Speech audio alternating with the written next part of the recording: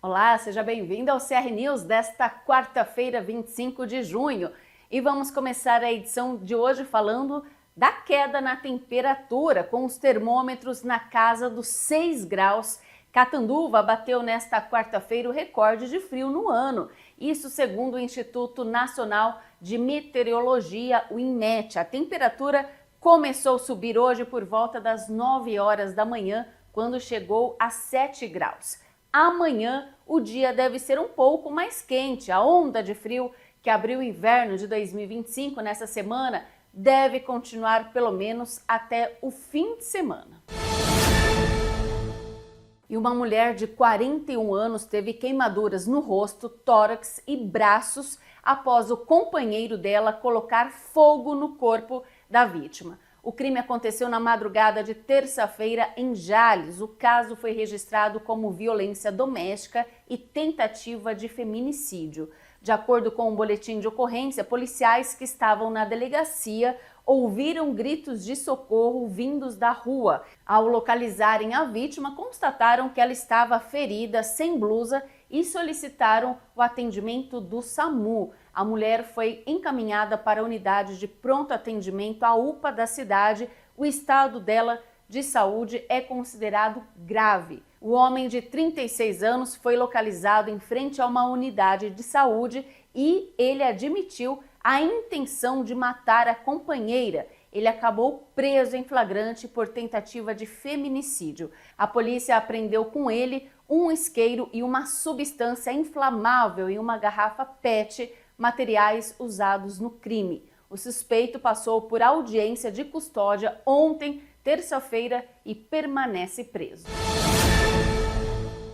A Secretaria da Fazenda e Planejamento do Estado de São Paulo transferiu nesta terça-feira cerca de 826 milhões de reais aos 645 municípios paulistas no terceiro repasse de ICMS neste mês de junho. O valor arrecadado entre os dias 16 e 20 de junho caiu na conta das prefeituras, já com desconto do Fundo de Manutenção e Desenvolvimento da Educação Básica e de Valorização dos Profissionais da Educação, o Fundeb. Os repasses aos municípios são liberados de acordo com os respectivos índices de participação dos municípios, conforme determina a Constituição Federal de 5 de outubro de 1988, em seu artigo 158, inciso 4, que está estabelecido que 25% do produto da arrecadação de ICMS pertence aos municípios e 25%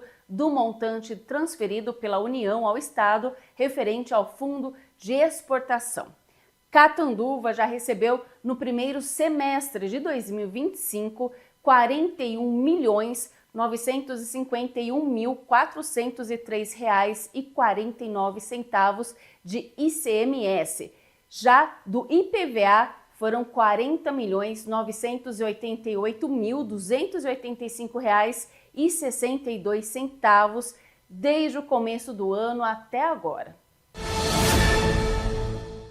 E vamos falar da Festa do Porco, realizada lá no quilômetro 7, já é tradição em Catanduva, reúne gastronomia típica, cultura caipira e música sertaneja. E olha, esse ano o evento trará uma grande novidade, é a primeira edição do Festival Nacional de Viola Caipira, um marco para os amantes da música raiz e valorização da cultura sertaneja. E eu já estou aqui com Dulce Urbinati. Boa noite. Boa noite, Natália. Boa noite a todos que nos veem, né? Pelas telinhas, os internautas. Né?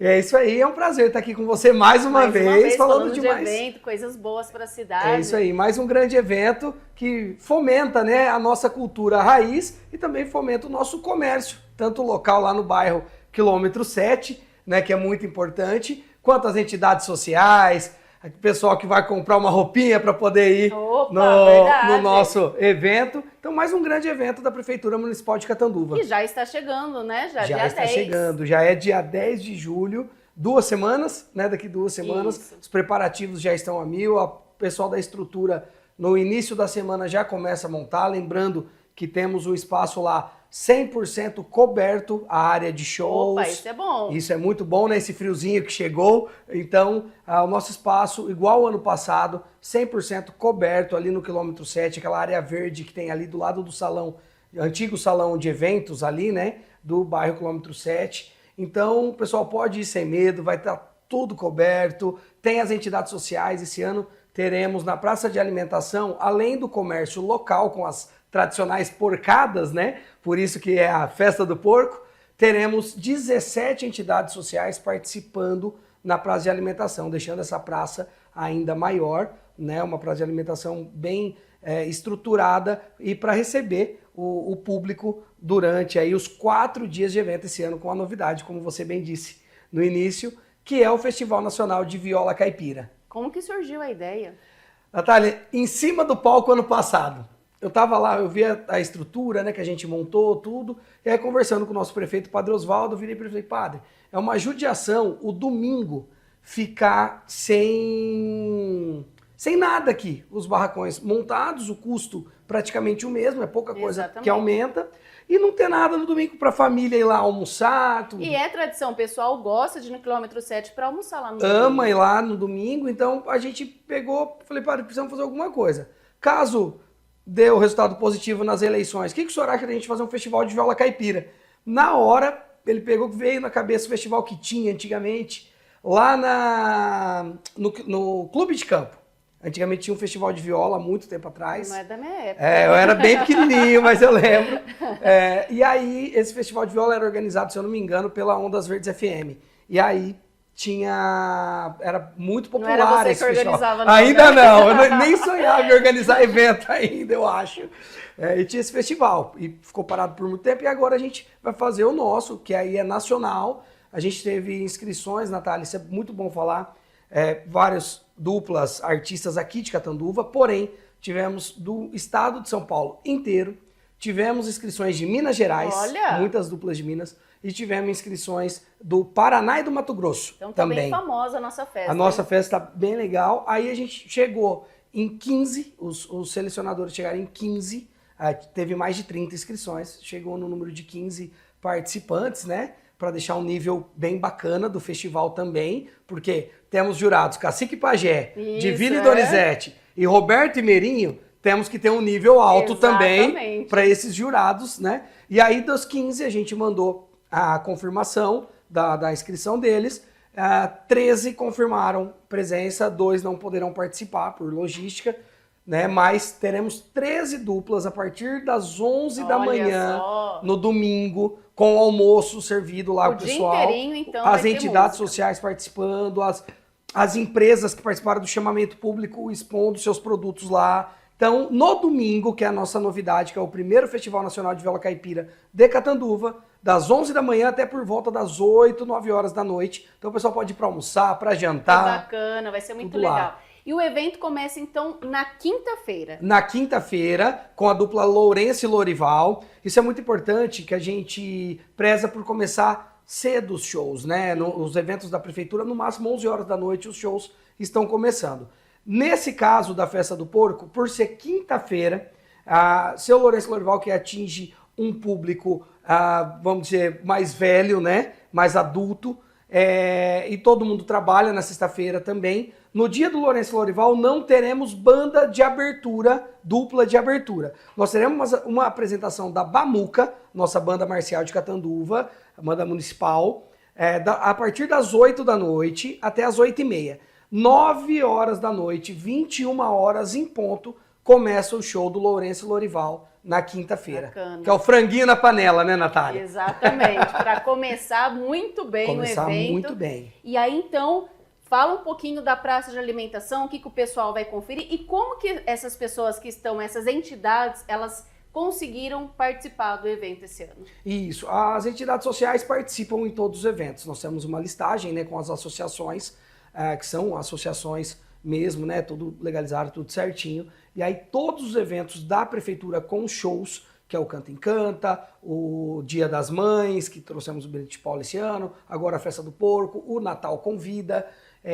Esses eventos é cedido um espaço para cada entidade, a gente faz um sorteio Ah, é sorteado. É sorteado. Então, tem algumas que não estavam no Canta Encanta, que vão estar na Festa do Porco, tem alguns que estavam no Canta Encanta e não vão estar na Festa do Porco. Então, sempre mesclando para poder beneficiar. Em participar. Isso, tem que procurar a gente, né, lá na prefeitura, mediante a cadastro, tudo certinho. Para todo evento a gente está sempre mesclando e ajudando, tentando ajudar todo mundo, porque como eles não têm custo nenhum, a renda é 100% para eles. Então, isso é muito importante falar. Então, acho que as entidades sociais, as associações, nunca tiveram tanto evento que eles puderam participar gratuitamente. O ano inteiro, né? E o ano inteiro do jeito que tem, né, na gestão do Padre Oswaldo. Então, o pessoal aproveita para participar. Então, você pode ir lá, pode consumir em todas as barracas que nós teremos. A gente dá toda a estrutura para as entidades. Então, vai ter muita comida típica, tem doces... Tem aquele famoso pirulito de porco, né? O pirulito de porco, que aí é lá no comércio local do bairro mesmo. Então é bem legal, tem muita diversidade. Artesanato também. Teremos, bem lembrado, Natália, teremos a feirinha de artesanato, também dentro, esse ano não vai ficar na frente da igreja, como sempre ficou, a gente vai colocar a feirinha de artesanato dentro do evento também, lá mais próximo ao público, porque ficava ali na frente da igreja. Então, esse ano a gente deixou um espaço, vamos colocar também na área verde ali, um espaço para os artesãos, para participar mesmo mais ativo ali dentro do espaço maior do evento, que é os shows, praça de alimentação, bares, etc. A rua ali, aquela rua principal, vai ser fechada? Vai ter o pessoal da guarda, a polícia fazendo ali a segurança? Isso, conforme nos outros anos, né, a gente acertou um modelo de fazer desde o ano retrasado, dessa forma para ficar mais fácil, né? Que é o que eu falo, Natália, todo ano a gente faz um evento já pensando no próximo ano, né? Então a gente vai melhorando a estrutura.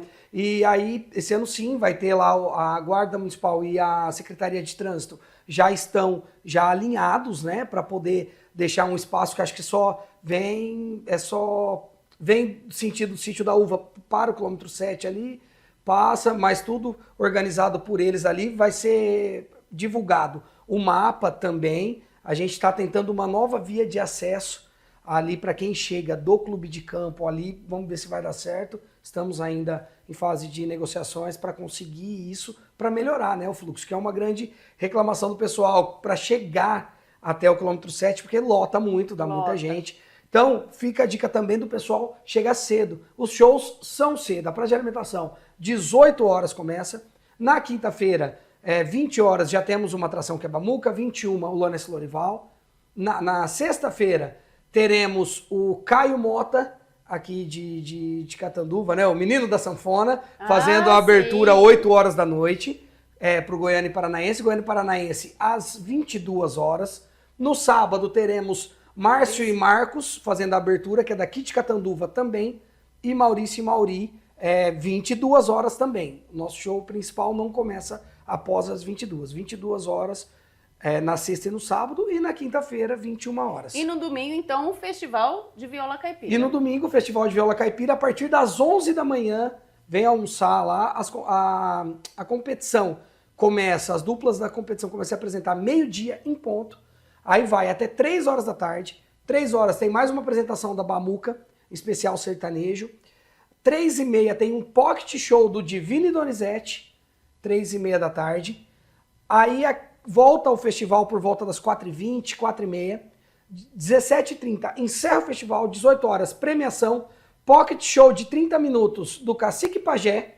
Acabando o Cacique Pajé, show completo do Roberto e Meirinho para encerrar o evento. De julgarem o evento, eles vão cada um fazer uma apresentação também lá no dia.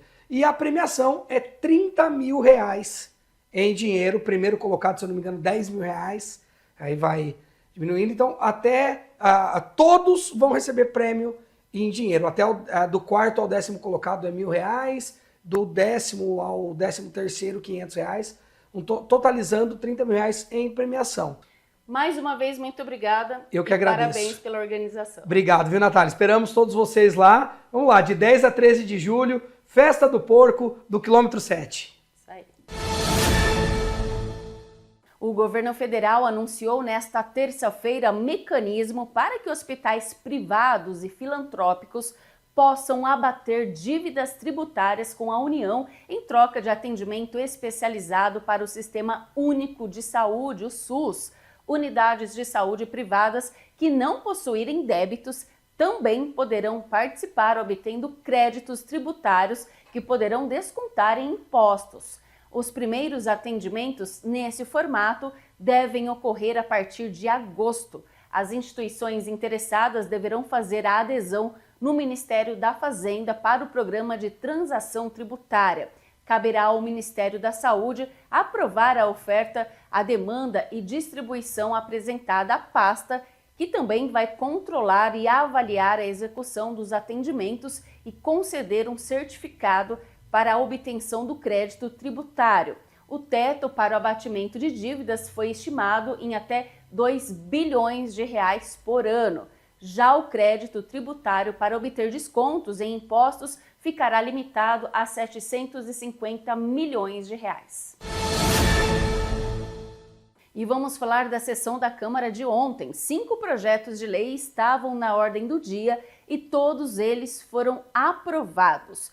O vereador David Roger apresentou uma emenda para cada projeto do Executivo. O projeto que trata sobre o plano plurianual recebeu emenda com 30 artigos e o projeto sobre a Lei de Diretrizes Orçamentárias recebeu emenda com 8 artigos. As 2 emendas, porém, receberam parecer desfavorável das comissões permanentes da Câmara e, após discussão e votação, as emendas foram rejeitadas pelos demais vereadores. Alguns vereadores utilizaram a tribuna para discutir as emendas e o clima esquentou. Vamos ver como foi. Presidente, eu acabei assinando essa emenda, no dia aí, a Thaís falou, Marquinhos, você não quer assinar? Todos assinaram, tal. E hoje, eu peguei e falei, vou dar uma olhada. Aí eu vi muitas falhas, até eu vi o parecer jurídico aí, eu até quero cumprimentar, porque o que eu tirei aqui, o que eu relatei, é mais ou menos isso aí, senhor presidente. Essa emenda, na realidade, eu vou discutir praticamente as duas, viu, presidente? Vou falar aqui e o meu posicionamento, infelizmente, vou fazer uma coisa, assinar e vou votar contra, porque eu sempre assino e voto favorável. Essa emenda, nós estamos criando, estamos entrando na administração, no poder executivo. O Legislativo, a Câmara Municipal, nós não temos essa prerrogativa, principalmente no orçamento. É uma matéria de orçamento, nós acaba distorcendo tudo. Então, não é prerrogativa do vereador, nessa questão, fazer esse tipo de mudança. Quanto ao programa Tiro de Guerra, é um convênio federal. Esse convênio compete ao prefeito, já tem um convênio. Então, vereador não tem a prerrogativa de questionar a questão de projeto, muito menos que é uma questão federal. Também não podemos a questão fazer uma imposição das metas de programas e projeto, porque nós temos vício de iniciativa. Nós não podemos, você não vai gastar 10%, você tem que gastar 10%, é uma prerrogativa do prefeito, é projeto, é programa. No geral, é um excesso do legislativo contra o executivo. Estamos invadindo a estrutura do executivo. Então, eu avalio, essa é a minha avaliação, e eu vi mais ou menos o jurídico. Eu também avalio que é uma questão bem inconstitucional. Esse no projeto 26. Já no 27, quando vem projeto aqui, eu vou citar, porque o Marcos, que é um vereador mais antigo, a gente sempre tira em forma de decreto. Nós procuramos tirar, porque você dá uma prerrogativa. Se essa emenda passar, o projeto não precisa mais vir nessa casa, porque o prefeito vai fazer em forma de decreto, não precisa mais de aprovação da casa. Isso é a minha avaliação, não sei do jurídico, Então, por isso que eu voto contra. Já não vamos poder cortar. A questão também do dinheiro, né? Não podemos cortar, né? A secretaria enviar, tal, diminuir no artigo 6º, né? Vai ficar complicado. Se aprovar também, não vai poder nem ter remanejamento. Quando vem um dinheiro aqui, tem que usar ali. Nós não vai poder, vamos ficar proibido. Na realidade, eu sei da intenção do vereador, teve audiência, veio, trabalhou, né? Mas, infelizmente, essas emendas, né, nós não podemos dar o nosso voto, até porque eu avalio que é inconstitucional, né, e não podemos tirar o direito também dessa casa de votar os projetos. Então, você está dando uma autorização, muitas vezes, para o prefeito fazer em forma de decreto. Então, o meu voto por hoje, eu sou contrário às emendas. Apesar de ter votado, senhor presidente, apesar de ter assinado, que eu assinei ali, eu não vi, infelizmente, mas hoje eu não posso dar o meu voto. Obrigado. Quero começar falando aqui a respeito do parecer jurídico da casa, e eu vi aqui que tem algumas citações como 027 como LOA, e eu acho que teve uma falha de entendimento aqui, ou de digitação, mas realmente, se fosse LOA, os argumentos estariam corretos aqui. Mas eu quero fazer também uma defesa jurídica aqui das emendas, quanto à constitucionalidade dela, né?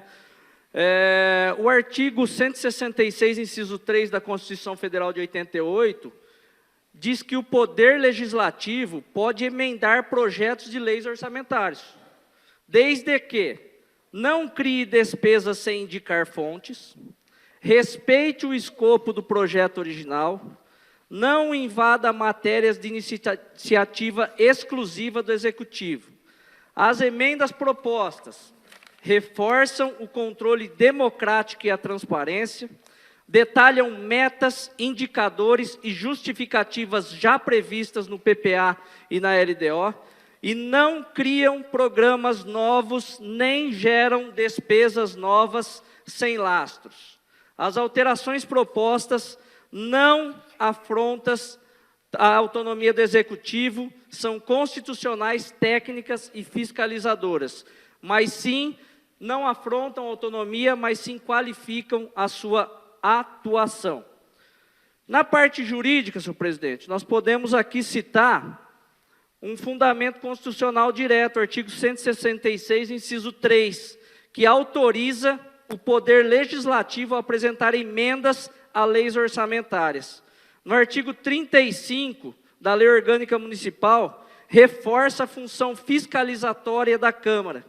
No artigo 37 da Constituição Federal de 88, que são os princípios da administração pública, que são publicidade, eficiência, legalidade e moralidade. Lei de responsabilidade fiscal, artigos 4, 16 e 48, impõe transparência, controle de custos, estimativas de impacto em ações que gerem despesas. As emendas não invadem a iniciativa exclusiva do Executivo, não criam cargos, não modificam a estrutura administrativa, apenas exigem informações técnicas prévias, definem critérios de transparência e promovem gestão de resultados.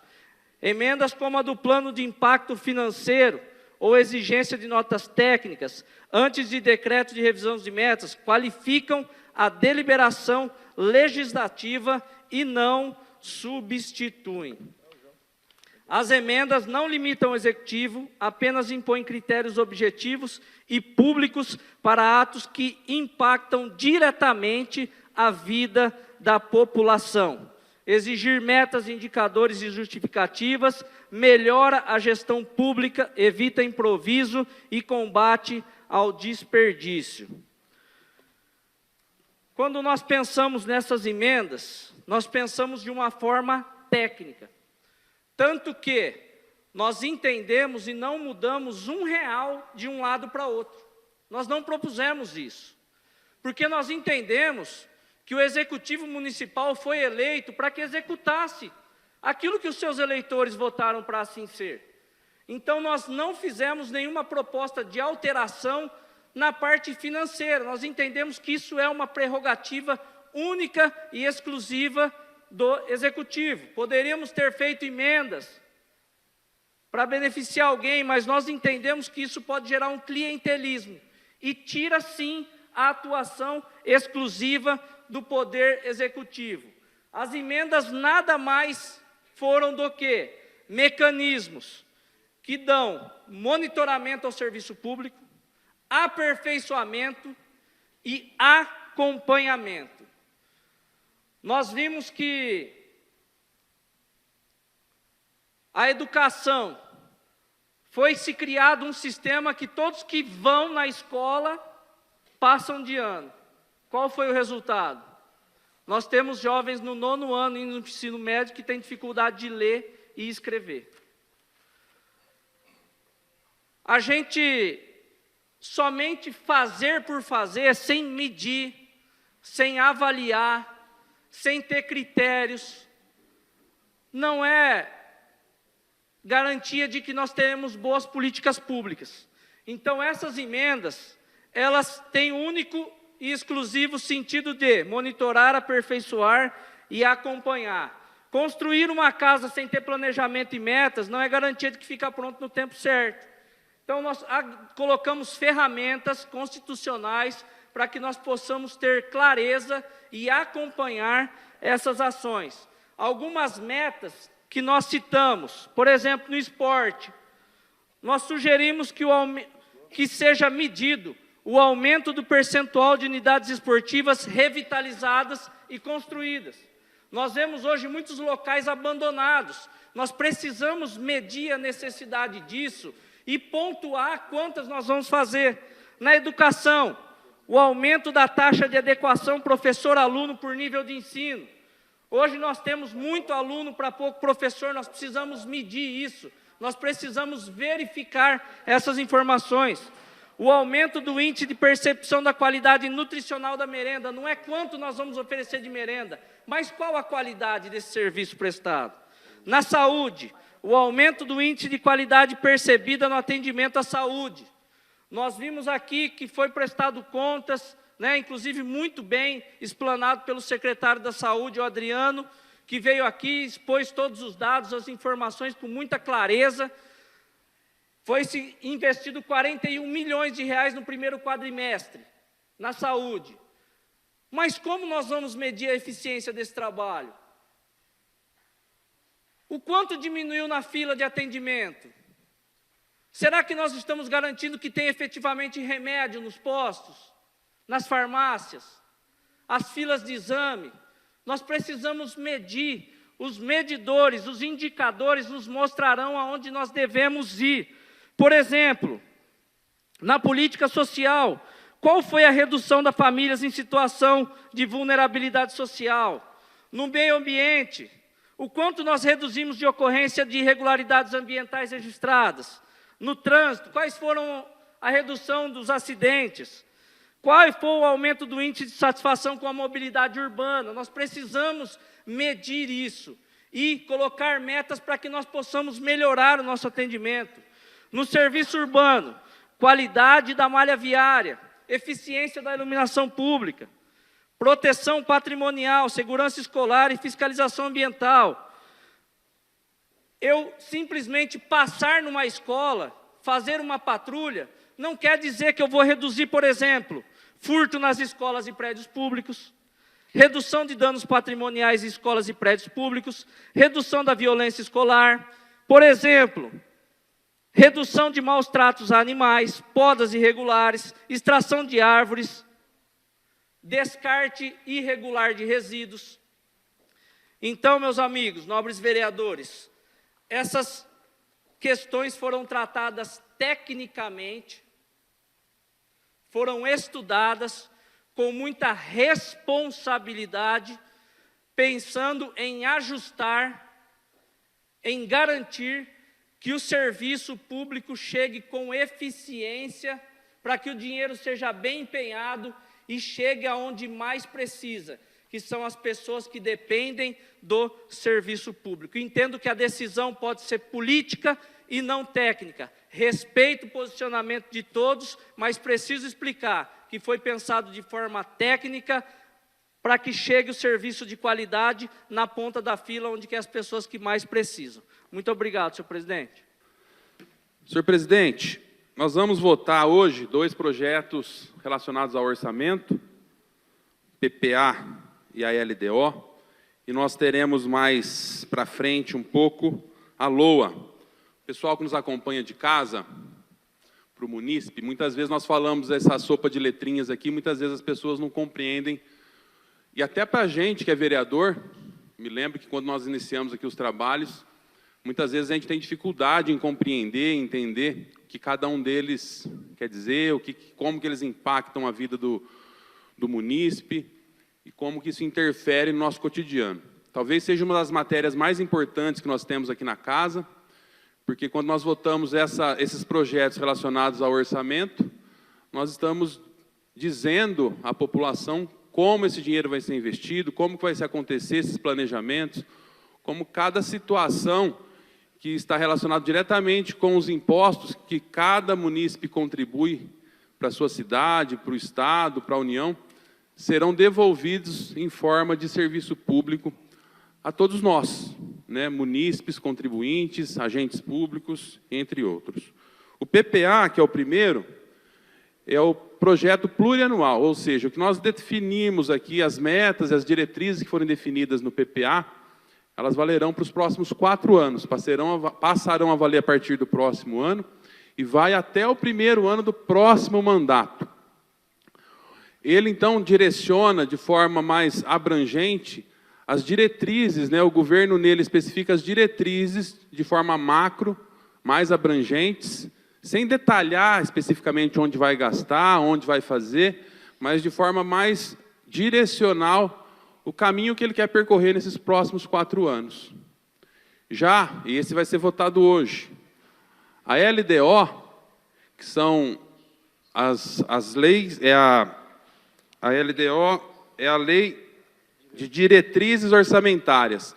Como o próprio nome fala, né, são diretrizes para o orçamento, ou seja, ele direciona o orçamento, que esse sim vai ser votado no final do próximo ano. Então nós votamos hoje a PPA e as diretrizes, esse já de forma mais imediata, é o que vai de forma direta direcionar o orçamento que o prefeito tem que encaminhar para casa até o final deste ano, que é a LOA, né, a Lei Orçamentária Anual. E aí sim, na LOA, que vai ser votada no final do ano, o governo especifica as despesas e as receitas de forma bem clara e onde serão aplicados cada um desses recursos.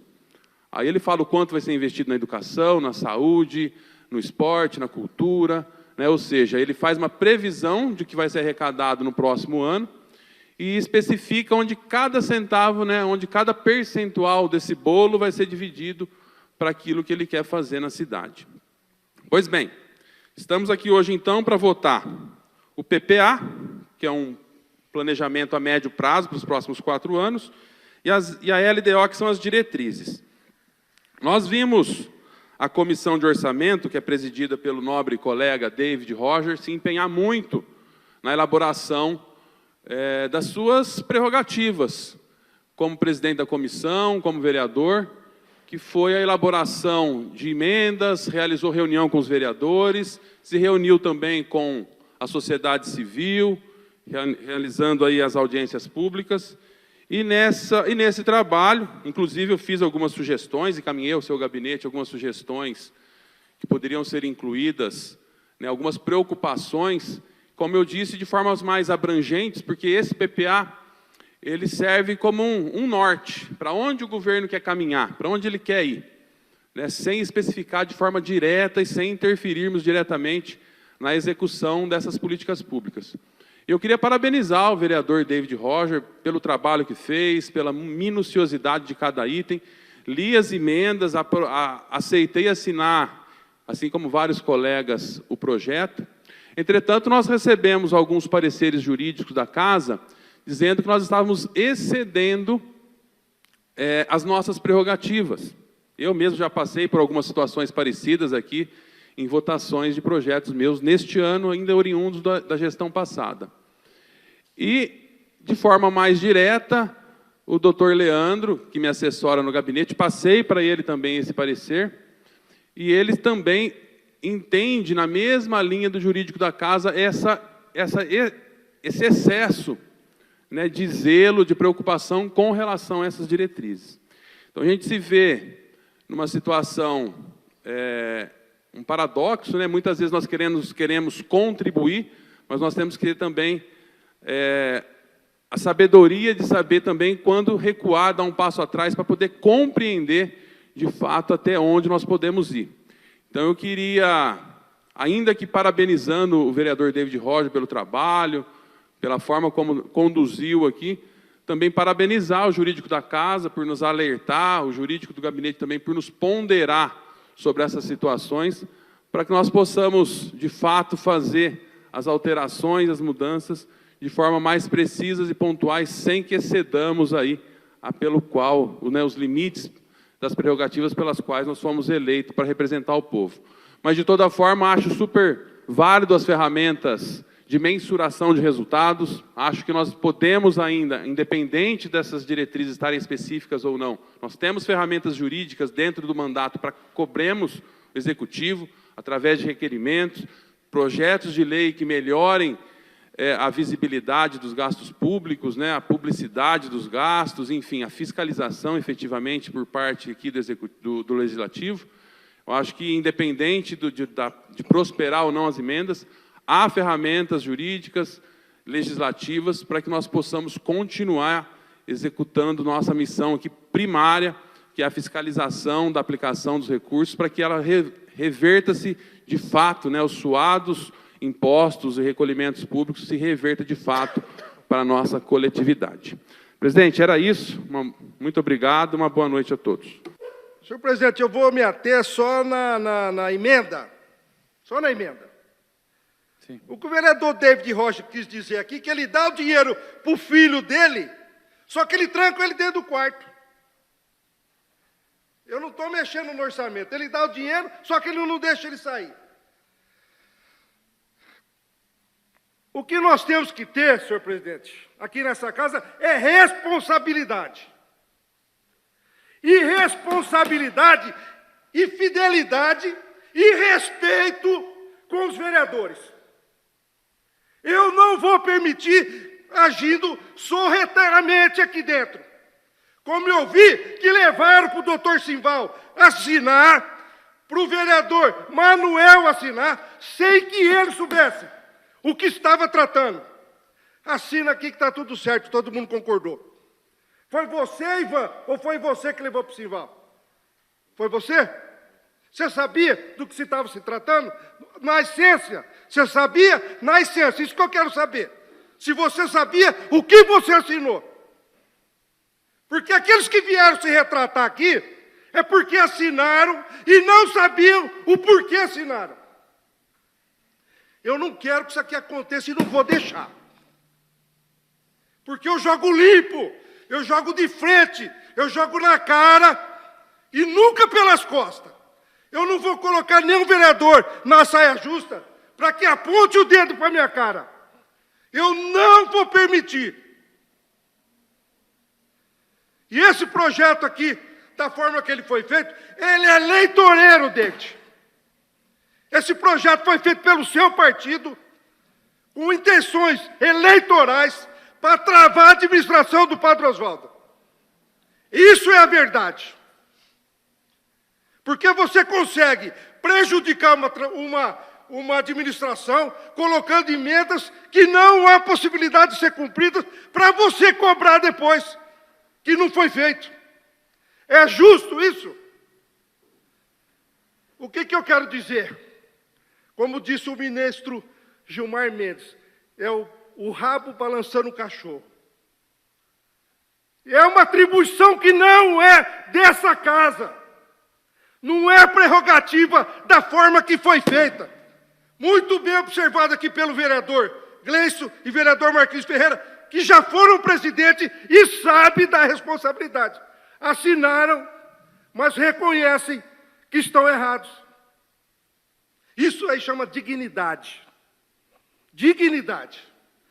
E os vereadores que hoje votarão contra essa emenda, mesmo terem assinado, vão demonstrando, e vai demonstrar, senhor presidente, que todos nós somos passíveis a erros.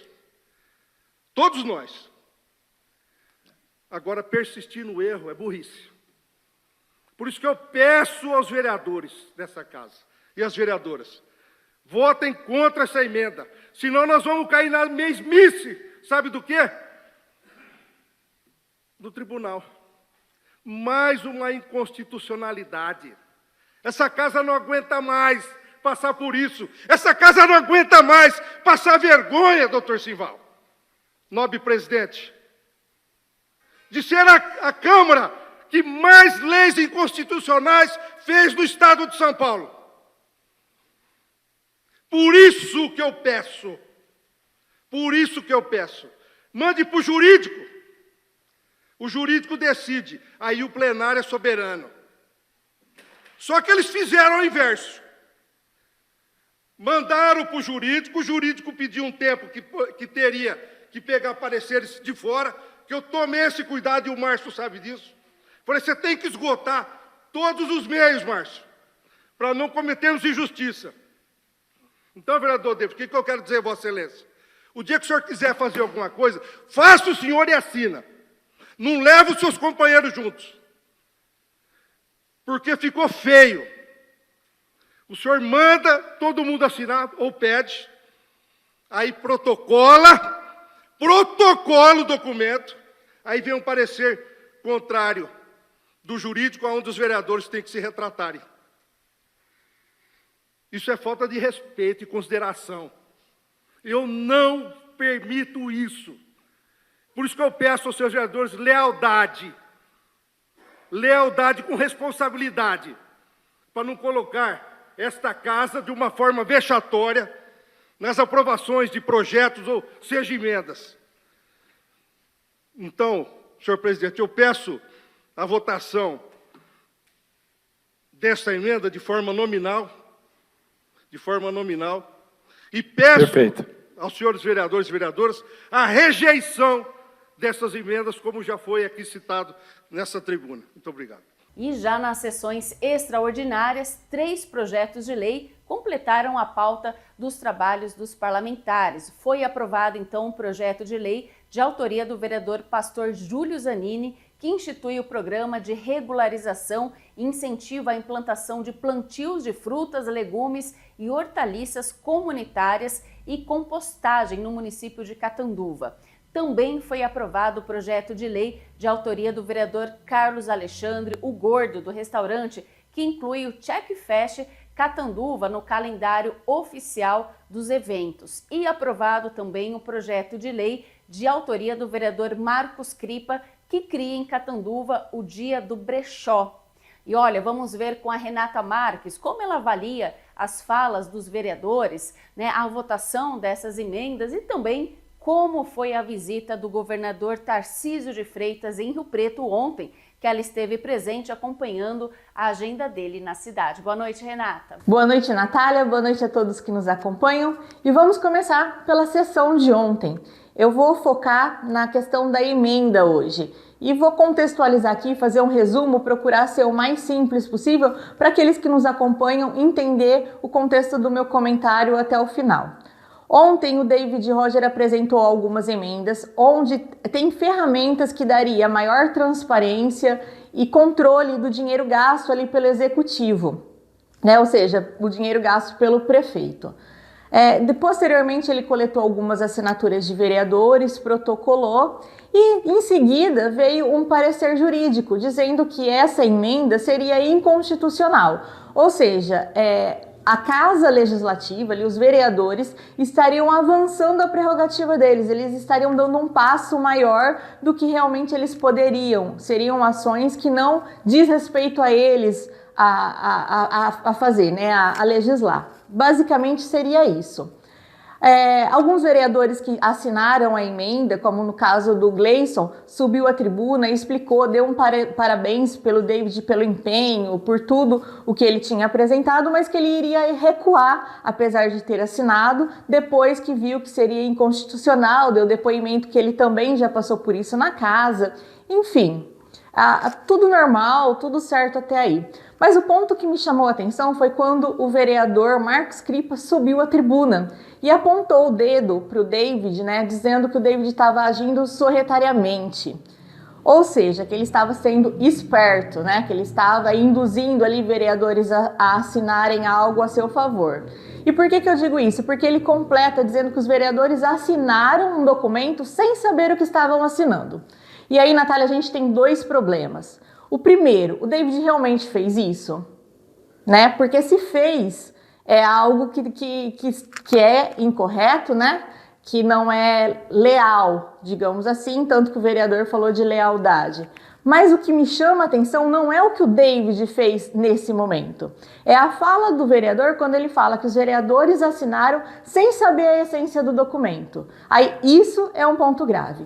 Os vereadores, eles estão lá para nos representar. E o mínimo que eles devem fazer é ler todo e qualquer documento que caia na mão deles. Se eles não querem ler ou não têm o que deveriam, tem os assessores para isso.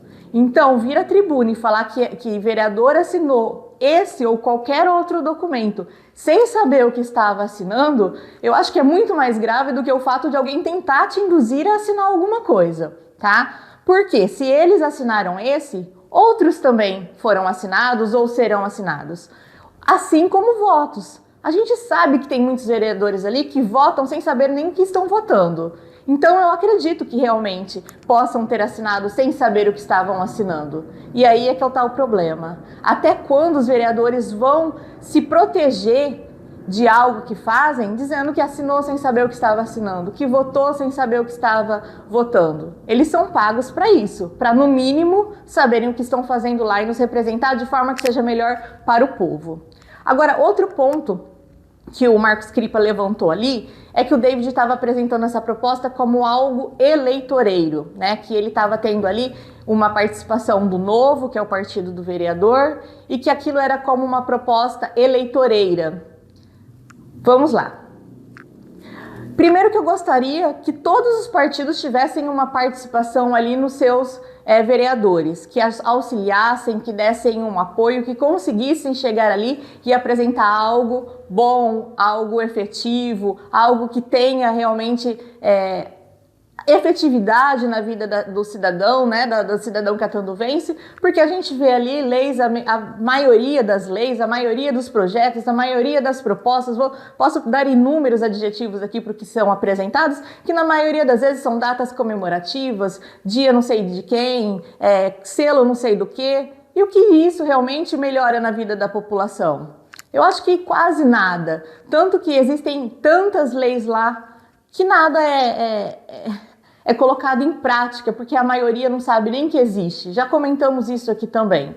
Mas voltando ali à questão do partido. Antigamente, as pessoas iam votar e ela escolhia ali o seu candidato, aquele que gostava mais, aquele que ia mais com a cara, que era mais popular, e votava naquele candidato. De uns anos para cá isso mudou. A população ela tem uma consciência maior que o partido ele realmente ajuda, de certa forma, nas decisões do vereador, do deputado, e isso influencia muito na votação. Tanto que a gente viu um número de candidatos, né, de eleitos do partido do PT, do PSOL, dos partidos esquerdistas, diminuir muito, porque a população, em sua grande maioria, não concorda com as ações. Então, o partido, nesse momento, é importante, né? Tanto que a gente viu inúmeros candidatos aí que não têm um histórico muito bom de partidos ou de defesas nas suas campanhas e tudo mais, que nas últimas eleições foram eleitos ou se filiaram ao partido do PL, por exemplo,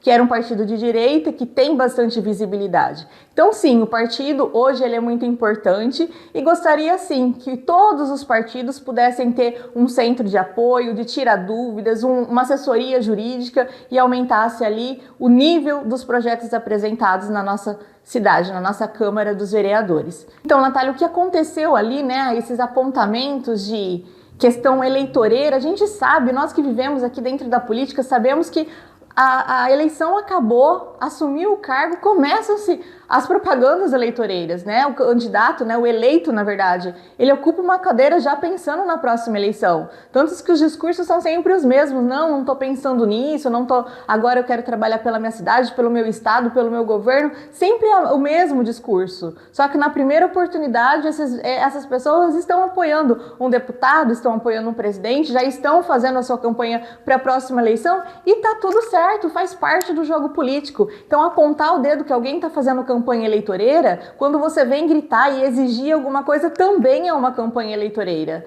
Então a gente tem que se atentar a isso. E um ponto que me chamou a atenção foi que em uma das falas no dia da audiência pública, uma munícipe pediu encarecidamente: olhem para o povo e deixem os egos de lado, vamos trabalhar nós e não eu. E isso ainda não está acontecendo aqui na nossa cidade. Basta saber o que está acontecendo, o porquê de tanto barulho, de tanta gritaria. Quem vai ter vantagem com isso? Não ter as ferramentas de transparência beneficia quem? Quem está exigindo que isso pare? Por que não aceitaram as formas de justificativa que o David apresentou, mostrando que não era inconstitucional? Então, os debates de Catanduva são muito rasos, eu digo assim, não são os debates aprofundados tecnicamente, é muito populismo e pouca técnica. Infelizmente, eu não estou falando de pessoas, eu estou falando de ações, mas infelizmente isso está acontecendo aqui na nossa cidade e não é de hoje. Eu venho falando isso desde quando assumiram as cadeiras e acredito que nós vamos ter isso por vários anos ainda. E ontem, Natália, eu tive a oportunidade de acompanhar a visita do governador Tarcísio de Freitas na cidade de São José do Rio Preto. Como você já mencionou, ele foi para fazer entrega de casas populares e também visitar o hospital de base, onde ele destinou verbas. E a minha impressão dessa visita foi das melhores. Estavam ali diversos representantes da política, entre eles o prefeito da cidade, Coronel Fábio, o vice, diversos deputados, tanto estadual como federal. Estava ali o Itamar Borges, Valdomiro Lopes, o Danilo Campetti, que tem se colocado como uma pessoa bem próxima ao governo, o deputado Paulo Bilinski, que se mudou recentemente para São José do Rio Preto, a Coronel Heleno, enfim, diversas autoridades acompanharam a visita do governador. E alguns populares ali no final da entrega das chaves do protocolo gritou: nosso futuro presidente. E essa foi uma das perguntas ali da coletiva, se existia a possibilidade dele na próxima eleição vir como candidato a presidente. E ele foi incisivo na resposta em dizer que não, que ele não vem, que ele tem muito trabalho ainda para fazer pelo governo de São Paulo, um trabalho que vem dando resultados que em 4 anos ele não consegue finalizar e que ele pretende, né, vir por mais 4 anos aí no governo de São Paulo. E depois ali, a hora que ficou mais informal, uma das repórteres também pergunta: e o DERIT, governador, vai ou não vai? A gente sente momentos em que ele está em alta, momentos que não, como que está a situação? E ele, mais uma vez, elogiou o DERIT, diz que sim, que o trabalho dele tem sido muito bom, tem dado resultados e que segue trabalhando por São Paulo junto com ele. Então é isso, Natália. Espero que nós tenhamos mais boas notícias aqui para a nossa política da região. Boa noite, até quarta-feira, se Deus quiser. E o Jornal CR News termina aqui. Obrigada pela sua companhia, uma ótima noite e até amanhã.